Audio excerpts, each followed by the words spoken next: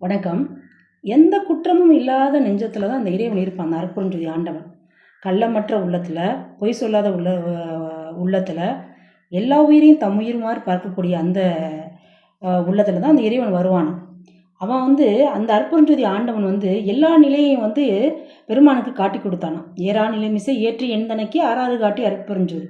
அந்த அருட்பெருஞ்ஜோதி அந்த ஆண்டவன், அந்த ஒப்பற்ற ஆண்டவன் பெருமானுக்கு குருவா இருந்தது தான் அந்த இறைவனும் பெருமானும் ஒன்றான நிலையே அந்த அருட்பெருஞ்ஜோதி ஆண்டவன் தான் அந்த அருள்நிலையை, அந்த அருட்பெருஞ்ஜோதி தன்மையை, அந்த நிலையை காட்டி கொடுத்தானா.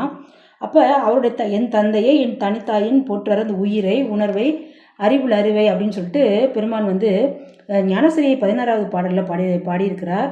அதில் எப்படி நம்ம ஆணவ மலத்தை ஒழிக்கணும், இந்த கரணங்கள்லாம் எப்படி முடுக்கி ஒழிக்கணும், கடை மரணத்தை நம்ம எப்படி தவிர்க்கலான்றத பெரிய பதிவில் இருக்கிறது. பாருங்கள் நண்பர்களே. நன்றி, வணக்கம்.